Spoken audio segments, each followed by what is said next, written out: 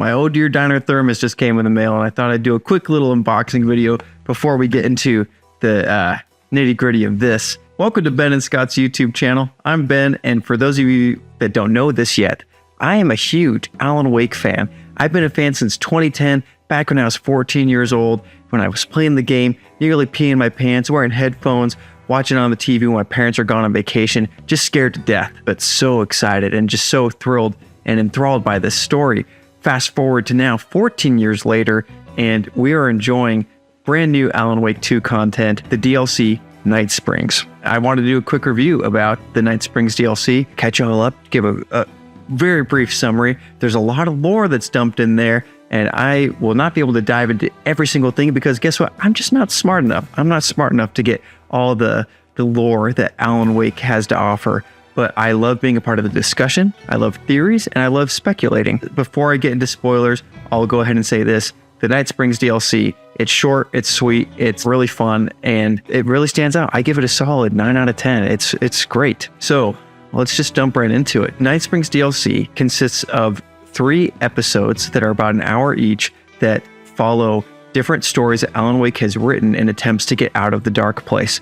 And some range from completely silly to very lore heavy and deep, and with big implications for what the future of Alan Wake might be. And if you are just confused about Alan Wake in general, you may want to watch other videos or check out Reddit pages or play the game yourself in order to understand all that lore. I do plan on doing more content focused on Alan Wake in the future. And in fact, it's probably going to be most of my content. It's stuff I just love. So Night Springs DLC comes with 3 episodes. Episode 1 is titled The Number One Fan, which features a character, if you played Alan Wake 2, who is very akin to Rose. I believe it is Rose, but she's referred to as a number one fan. In fact, all characters in this are not named after their characters in the actual Alan Wake 2 game. It could mean a few things. It could be just a different character name from Alan Wake. It could also just be that, like, hey, these are all hypothetical what ifs. We're not going to dedicate names to these characters, but could also be that these are multiversal different versions of these characters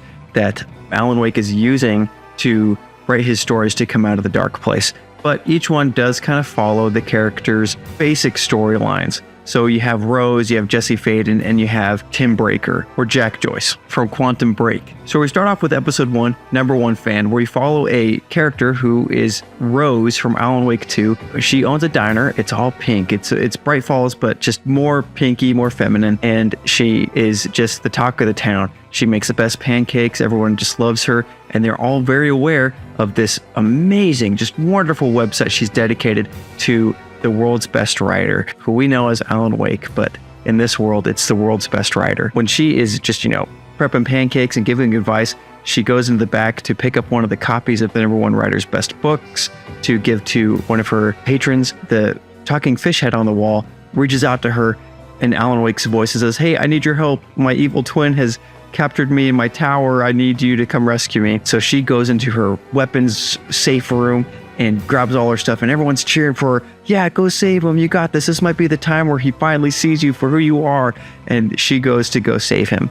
She bumps into his evil twin, who looks very much like Mr. Scratch in Alan Wake 2. He's like, "Hey, what are you even trying to save him for? Like, what do you see in him anyways?" There's a lot of fan fiction tropes in this. I think there's a little underlying of like enemies to lovers going on here. She has to fight all these Taken-like characters. Something you may notice as you go through the DLCs is, and during my research from the developers, this is all like supposed to show off some of the mechanics that weren't necessarily shown off completely in Alan Wake 2 itself. There's unlimited ammo practically. There's not ever like super imminent threats. Like, I died a couple times in my playthroughs, but it's overall pretty easy. And I was playing on hard difficulty. Rose goes on this mission. She keeps trying to find the world's best writer. She ends up defeating the sexy werewolf version of his evil twin, saves the world's best writer, dips him in a kiss, and there we go. That's the ending. Warland Dorr is also hosting all these Night Springs episodes. That's important. He has definitely some lore drops that he brings into here, but that's pretty much the first episode. There's not really anything too intense with this one. This one is purely, it seems, just for fun. The second one is also a pretty fun one. It features Jesse Faden-like character, and I say like character because, again, these characters aren't actually technically versions of the ones that we know. This Jesse Faden-like character is trying to find their sibling. They are going to a coffee world sort of environment where a cult is obsessed with coffee. Everything's about coffee. And she meets a sheriff who we might recognize as Tim Breaker. He is also trying to solve this mystery and I would say he's very protective of Jesse Faden's character. He wants her to be safe from this, but he gives her weapons, he gives her a flashlight, and tells her to, like, good luck finding your sibling. It sounds like you really need to do it. Jesse Faden's character has a Polaris lead to help guide them through this, and they solve puzzles. This one was actually one of my favorite ones out of the three. I liked all the cult stashes to find, and I liked the math problem that they have you do. And it's also just very funny. The coffee jokes are really good. But by the end of that one, it turns out that the sheriff was kind of behind it all along. He ends up becoming indoctrinated into this coffee cult. And you find your sibling at the end, who turns out to be the world's best writer. It's Alan Wake. He's your sibling. And you might notice a pattern. You find Alan Wake at the end of all these. And in the third one, which might be the most influential one, the most important one out of all these three, in my opinion, the most fun with the lore, is called Timebreaker, where you follow Shawn Ashmore playing Shawn Ashmore. When I try to explain this to my wife, it's just extremely confusing. It's not super easy to understand everything that's going on, but just follow me. I'll do my best. Shawn Ashmore is what I believe, and forgive me if I'm wrong about any of this stuff. I just played it. There's so much information in these, and we can make it a discussion. Shawn Ashmore is playing a character in a video game that Sam Lake is directing. And Sam is really stoked about all this stuff. He's like, Shawn, there's this whole thing about the multiverse. There's this tool that you can use to travel between multiverses. It's going to be really cool. Very excited for the future of this. Why don't you go to your green room and check out the script, and we'll talk later. So Shawn is like, okay, I'll go to my green room. He starts walking there. He hears gunshots and screaming. He's a little confused. He goes into the green room and he sees a dead version of himself in the green room. He's not too shocked by this because he thinks it's something that Sam Lake might have done to kind of get him stoked about playing this role. Okay, this is interesting. This is a really realistic body double here, but whatever. He doesn't think it's a real dead body until a Jesse Faden character comes in, and she's like, oh man, looks like they got another one of you, huh, Breacher? Wait, you're not Breacher. That means, crap, he's dead and you're left alive. You got to get this tool and you got to travel these universes. And he's like, what's going on?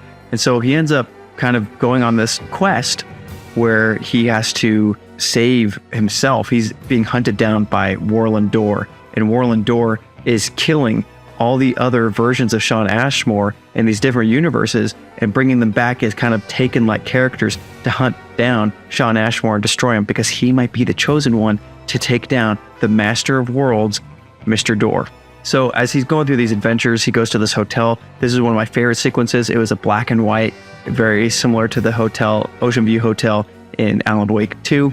You solve these puzzles, you get through that, you use a similar lamp device that Alan Wake uses to travel between these universes, and turns out you're pretty good at it. And when you make it to this kind of comic book universe, Jesse Faden's character gives you a lore dump and just kind of explains that Warland Door is really dangerous. He has traveled back in time farther than anyone can and found something that made him ultra powerful, and for some reason makes him want to hunt down all of Shawn Ashmore's characters. I'm talking so much on this lore, it's making me thirsty.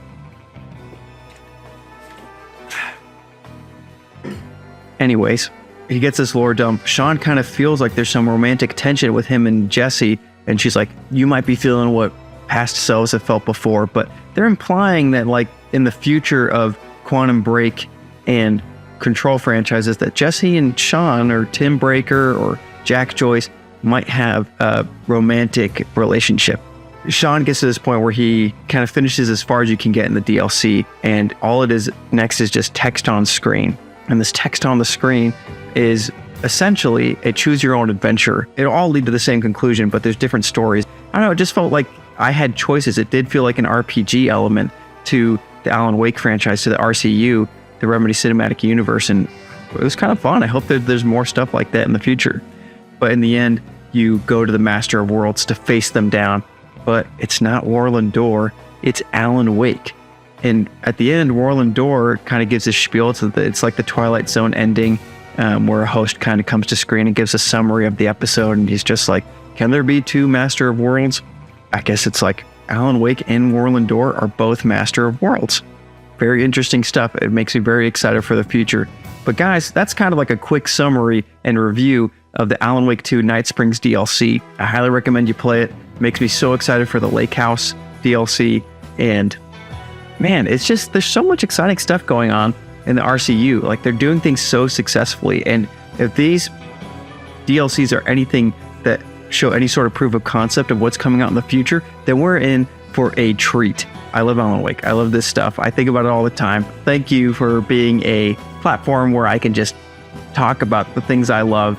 And if you want to be a part of the conversation, let's just chat about it, and check out the Reddit page for Alan Wake as well. It's very fun. I'll see you later. Until the next time, I think I'm going to have my wife explain Alan Wake for our next video. So without further ado, I'll see you all later and have a great night.